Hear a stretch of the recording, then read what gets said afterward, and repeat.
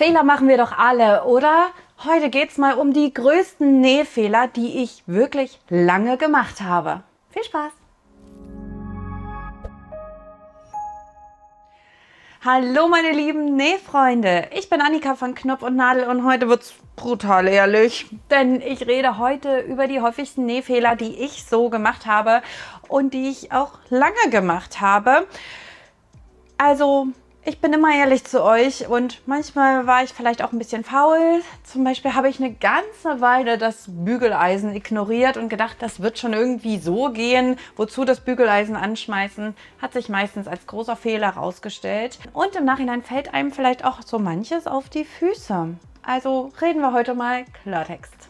Ich glaube, jede Person hat auch schon mal Dinge gemacht oder Fehler gemacht, wo man im Nachhinein denkt, warum habe ich das eigentlich immer so gemacht?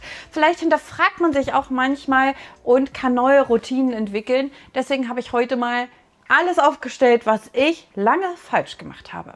Kommen wir zu Nummer 1, das ist hier mein Bügeleisen. Das habe ich mittlerweile dauerhaft befestigt an meinem Nähplatz. Ich dachte ganz lange, das hält mich doch nur auf, wenn ich jetzt extra mein Bügelbrett aufbauen muss und mein Bügeleisen rausholen muss und jetzt bloß wegen so einer Naht. Das ist doch übertrieben. Tja, meistens sehen die Projekte dann ein bisschen unfertig aus oder werden eben nicht perfekt. Man kann manchmal auch wirklich die Kontrolle über sein eigenes Projekt verlieren, wenn man die Nahtzugaben nicht perfekt auseinanderbügelt. Dann kann das hier und da schief aussehen im Endeffekt. Und es wäre doch schade um die ganze Mühe, die man sich in seinem Projekt gegeben hat. Und am Ende sieht es so ein bisschen unfertig oder schief und krumm aus, nur weil man diesen einen Schritt ausgelassen hat. Und es ist ja nicht so, dass man wirklich lange braucht und dass man vielleicht ein Bügelbrett und sein Bügeleisen rausholen muss. Vielleicht tut es ja auch so ein kleines Bügeleisen wie das hier oder so ein Bügeleisen zum Nähen. Da gibt es ja auch eins von Prim. Ich verlinke dir übrigens die Produkte unten in der Videobeschreibung, die ich dir heute hier zeige. Ich habe jetzt hier so ein kleines Bügeleisen und dazu nur so eine kleine Bügelmatte, damit ich das jederzeit wirklich ganz, ganz schnell griffbereit habe und nicht extra irgendwas aufbauen muss. Das geht damit wirklich super schnell und dieses Bügeleisen ist hier eigentlich ja auch von meinem Plotter. Das heißt, ich benutze das zum Plotten und zum Nähen und kann hier auch die Temperatur regulieren. Der einzige Nachteil bei dem hier ist, dass er keinen Dampf hat. Es funktioniert aber meistens trotzdem. Wenn ich mal was mit Dampf brauche, dann habe ich eine Sprühflasche mit Wasser. Die benutze ich dann noch zusätzlich. Aber einfach im Projekt, wenn man bügeln muss, und meistens handelt es sich ja nur um Kanten, um Ausformen oder um Nahtzugaben, da reicht so ein kleines Setup hier, um schon dein Projekt ein bisschen besser zu machen. Dazu habe ich dann zum Beispiel auch noch so ein Dauerbackpapier, das ich dann einfach hier hinten in so eine Tasche rein tue. Wie gesagt, ich verlinke dir alles. Und das macht es wirklich sehr viel einfacher und man hat eben nicht so eine große Überwindung, die man leisten muss, ne? Weil ich kann jeden verstehen, der sagt, ich baue jetzt nicht extra mein Bügelbrett auf. Kommen wir zu Fehler Nummer 2, den ich lange gemacht habe. Ich dachte ganz am Anfang, naja, bei meiner Nähmaschine sind ja Nähnadeln dabei, das sind Universalnadeln. Universal bedeutet für mich persönlich interpretiert, für alles nutzbar. Ich kann das für alles benutzen, ist doch super, muss ich mich gar nicht weiter mit befassen. Und das hat sich als großer Fehler herausgestellt, denn diese Universalnadeln hier sind irgendwie universal unbrauchbar, würde ich wohl eher sagen. Denn die kann man ja wirklich eigentlich nur für dünne Webware benutzen. Für alles Weitere sollte man sich Spezialnadeln zulegen. Das heißt, wenn du T-Shirts nähen möchtest aus Jersey oder wenn du mit Sweat nähen möchtest, wenn du Jeans nähen möchtest oder Kunstleder, dann solltest du dir andere Nähnadeln zulegen. Da gibt es ganz viele unterschiedliche. Ich habe dir mal ein paar Nähnadeln verlinkt, aber ich persönlich habe wirklich ganz am Anfang alles mit dieser Universalnadel genäht und mich dann gewundert, warum die Nähmaschine den Stoff frisst. Zum Beispiel, oder warum die T-Shirts einfach nicht so werden, wie ich mir das vorgestellt habe. Warum ist zum Beispiel die Naht viel zu starr oder warum funktioniert das einfach nicht? Warum näht die Maschine einfach nicht? Das liegt an der Nadel. Das heißt, wenn man Universalnadeln für alles benutzt, dann ist es ein großer Fehler. Dazu kommt, dass es natürlich den Stoff auch kaputt macht. Also wenn ich ein Material wie Jersey nähen möchte, dann empfehle ich zum Beispiel eine Ballpoint-Nadel. Die sucht sich den Weg durch die Masche und sticht nicht einfach durch wie diese hier. Und Nähmaschinen, Nähnadeln sind ja auch nicht teuer. Du kannst die online bestellen, du kannst sie aber auch im Fachhandel kaufen oder in deinem lokalen Markt. Zum Beispiel gibt es bei uns auch Marken-Nähmaschinen-Nadeln zu kaufen in einem Restpostenladen. Schau dich da einfach mal um. Ich würde aber immer empfehlen, Markennadeln zu kaufen oder Eigenmarken von den Online-Händlern, die du schon kennst, zum Beispiel Snapply.de oder Butinette. Die sind auf jeden Fall auch in Ordnung, aber ich würde jetzt nicht die ganz billigen kaufen. Okay. Dieses Thema hat mich ganz lange irre gemacht. Ich habe mich immer gefragt, warum näht meine Nähmaschine nicht? Gerade am Anfang, wenn ich meinen Stoff so drunter tue, warum geht die nicht? Ich schiebe doch schon am Stoff mit Gewalt. Ja, warum ich das gemacht habe, kann ich dir jetzt im Nachgang wirklich gar nicht mehr sagen. Aber es stellt sich natürlich als Fehler raus, einen Stoff unter die Maschine mit Gewalt zu schieben. Warum nimmt die Maschine meinen Stoff nicht und transportiert ihn nicht in die Richtung, in die ich möchte? Ja, das liegt daran, dass dein Nähfuß schief ist und das funktioniert dann eben nicht. Da wird nicht transportiert. Und deswegen kann man hier ein Hilfsmittel einsetzen, damit es dann mal losgehen kann. Das heißt, wenn du zum Beispiel einen Saum nähst und du siehst schon, dein Nähfüßchen ist ein bisschen schief, dann solltest du irgendetwas hinter deinen Nähfuß unterlegen. Das kann ein Knopf sein, das können aber auch zum Beispiel hier diese Höhenüberwindungshelfer aus meinem Shop sein. Vielleicht hast du sowas auch bei deiner Nähmaschine schon dabei. Prüf das auf jeden Fall mal und probier das mal aus, wie sich's näht, wenn du etwas unterlegst. Ich habe vor ganz langer Zeit schon mal ein Video gemacht zu dem Thema. Höhenüberwindung an der Nähmaschine. Da war zum Beispiel auch ein Knopf dabei, den kann man auch benutzen, den kann man auch von hinten unterschieben. Das funktioniert genauso gut. Das waren 5 Tipps. Das verlinke ich dir mal hier oben. Da kannst du auch mal reinschauen, falls du dir jetzt nicht extra was kaufen möchtest. Du kannst auch Sachen benutzen, wie zum Beispiel so eine Packung von deinen Nähnadeln. Das funktioniert auch. Über dieses Ding hier habe ich schon richtig oft geredet. Ich bin ein Riesenfan von Rollschneidern und auch da kann man wirklich viele Fehler machen. Und am Anfang meiner Nähzeit habe ich da auch einen ganz großen Fehler gemacht. Und zwar habe ich die Klinge am Rollschneider einfach nicht oft genug gewechselt. Also ich habe mir einen gekauft, da war eine Klinge drin und ich habe den einfach benutzt und nicht drüber nachgedacht, dass diese Klinge hier oben stumpf werden könnte und habe dann gemerkt, mein Stoff schneidet nicht richtig, also schneide ich doller, drücke doller auf, schneide immer wieder nach. Und das ist ein Riesenfehler, denn das macht deine Unterlage kaputt. In meinem Fall eine Schneidematte.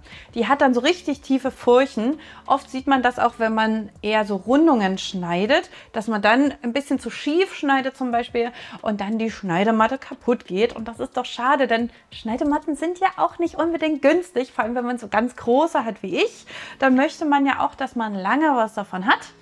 Und deswegen ist es richtig schade, wenn man da Kerben reinmacht, nur weil man vergessen hat, die Klinge zu wechseln. Wie man die wechselt und allgemein, wie man mit dem Rollschneider umgeht und welche Fehler man dabei machen kann, habe ich dir mal in einem Video aufgearbeitet. Das wurde auch ganz viel schon geschaut, also muss es gut sein.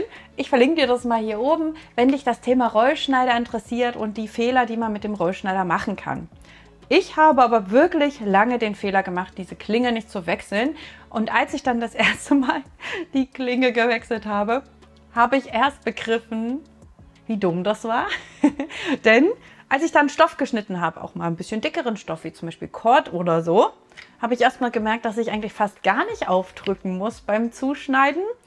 Ja, wenn ich eine frische Klinge drin habe, ne? Naja, das ist ein Fehler, den mache ich auf jeden Fall jetzt nicht mehr. Fehler Nummer 5 habe ich ganz lange gemacht und ich vermute mal, dass das wirklich ganz viele betrifft, dich bestimmt auch, denn ich könnte mich anmelden zu den anonymen Stoffsüchtigen. Das ist wirklich ein Problem, dass man zu Stoffmärkten fährt, sich Stoffe anschaut, irgendwie das meiste richtig schön findet und einfach mal einkauft und das Projekt kommt dann irgendwie zum Stoff. Das ist ein ganz großer Fehler, den ich ganz lange gemacht habe, auch heute immer noch mache, denn ich bin halt leider ganz viel auf Stoffmärkten und auf auch Stoffhändlerseiten unterwegs und kaufe dann ein, ohne eigentlich ein Projekt dazu im Kopf zu haben oder konkret mal ein Projekt angeschaut zu haben. Und das ist wirklich ein großer Fehler. Man baut sich dadurch ein riesiges Stoffarsenal, quasi ein Kontor auf und hat tonnenweise Stoffe zu Hause, die darauf warten, vernäht zu werden. Teilweise hat man dann Kinder im Schulalter, hat aber noch Babystoff da liegen. Diesen Zustand möchte ich gerne abstellen. Ich weiß, dass das wahrscheinlich nicht geht, weil Stoffe sammeln und nähen irgendwie zwei Hobbys sind, die gerne Hand in Hand miteinander gehen. Und ich persönlich habe es ja auch bis heute nicht abgestellt, sonst würde ich hier nicht in so einer Kulisse mit ganz vielen Schubladen voller Stoff sitzen. Aber ich versuche wirklich viel weniger Stoff zu kaufen und meine Vorräte hier auch mal ein bisschen zu reduzieren. Ob das so gelingt? Naja, geht so. Das heißt, du öffnest dein Schnittmuster, du schaust mal rein oder schaust auf die Seite, wie viel Stoff du eigentlich benötigst. Oft ist das weniger, als man denkt. Und kaufst dann wirklich nur diese Menge und den einen Stoff, der perfekt dazu passt. Denn es wäre doch schade, wenn du dich jetzt in eine Webware verliebst, obwohl doch eigentlich Jersey-Shirts anstehen oder du eigentlich viel lieber Jersey trägst. Jetzt hast du aber Webware gekauft, jetzt musst du dir eine Bluse draus nähen. Und eigentlich trägst du gar keine Blusen, oder? So selten, dass sich dieses Nähprojekt für dich eigentlich gar nicht lohnt. Also, such dir erst das Projekt und dann den Stoff. Da kannst du richtig viel Geld sparen. Setze lieber auf hochwertige Stoffe, statt eine Riesenmenge Billigstoffe zu kaufen. Und das ist ein Fehler, den kann man eigentlich ganz einfach abstellen. Da muss man aber ein bisschen Disziplin beweisen. Und ich weiß, wie schwer das ist, Leute. Ich habe hier sehr, sehr viele Stoffe. Schritt Nummer 6 hat ein bisschen mit Putzen zu tun. Ich weiß, das macht keinen Spaß. Aber man kann es sich ja irgendwie schön machen. Also ein Fehler, den ich ganz lange gemacht habe, ist, dass ich die Pflege von meinen Nähmaschinen und meiner Schneidematte ein bisschen vernachlässigt habe. Das äußert sich darin, dass deine Maschine sich wirklich zusetzt mit Stoffresten, mit Staub, mit Fäden. Du musst sie auch einmal im Monat ölen. Das ist auch etwas, das ich lange nicht gemacht habe, um meine Maschine zu erhalten, denn du hast doch einmal Geld für deine Nähmaschine und vielleicht auch eine Overlock- oder Covermaschine ausgegeben. Dann solltest du das auch pflegen. So wie du es vielleicht auch mit deiner Kaffeemaschine machst. Vielleicht kannst du eine Routine entwickeln, um das zu machen. Auch seine Schneidematte sollte man übrigens reinigen. Das ist auch wichtig. Dazu habe ich auch schon mal ein Video gemacht, wie man das Thema richtig angehen kann. Es gibt nämlich Stoffe, die setzen sich richtig doll in diese Schneidematten rein. Meine Overlock-Maschine und auch meine Nähmaschine habe ich auf diesem Kanal auch schon mal gereinigt. Schau auf jeden Fall mal meine Videos durch, wenn du da Hilfestellung benötigst. Aber meistens steht das auch in der Bedienanleitung, wie du die zu reinigen hast und welche Teile du überhaupt auseinandernehmen oder abnehmen kannst. Nimmst du bitte deiner Bedienanleitung. Aber ich kann dir nur raten, die Sachen, die du einmal für dein Nähzimmer angeschafft hast, die du benutzen möchtest, du möchtest vielleicht auch nachhaltig sein, die solltest du auch pflegen. Und du solltest eine Routine entwickeln. Das habe ich mittlerweile gemacht. Das war ein großer Fehler, das nicht zu tun, denn eine Nähmaschine näht nur so gut, wie sie auch in Schuss ist. Wenn eine Nähmaschine ganz lange rumsteht und dann nicht gereinigt wird, dann kann die keine guten Ergebnisse bringen. Dann geht die auch kaputt. Man sagt ja auch immer so schön, das Gerät hat sich kaputt gestanden. Diesen Fehler kann man also wirklich ganz leicht abstellen. Vielleicht saugt man auch einfach mal schnell seine Overlock nach jedem Projekt aus. Damit ist einem schon richtig viel geholfen. Auch den Behälter sollte man immer leer haben, denn wenn der voll ist, dann näht man vielleicht auch nicht, weil man denkt, oh, da müsste ich ja erst das machen und das machen. Also vielleicht immer nach dem Projekt direkt leeren. Aber da muss jeder seine eigene Routine entwickeln. Bei mir ist es so, dass ich mir einen Termin gestellt habe und monatlich erinnert werde, dass meine Maschine wieder Öl benötigt. Kommen wir zu Fehler Nummer 7 und das ist ein ganz persönliches Anliegen, das ich habe, ein ganz persönlicher Fehler, den ich auch habe.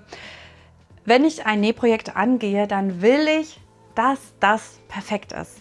Ich möchte, dass alles perfekt ist. Die Naht muss in diese Richtung liegen. Alle Nähte müssen in eine Richtung sein bei der Overlock-Naht. Ich möchte, dass die Kanten perfekt aussehen. Ich möchte am liebsten, dass es aussieht wie gekauft. Das ist mein Anspruch. Ich weiß, viele von euch lieben es auch, dass es diesen Handmade-Stil hat. Ich hätte gerne, dass es wie gekauft aussieht und dass man dann fragt, wo hast du das gekauft oder wo hast du das her? Und ich kann sagen, tja, habe ich selbst genäht.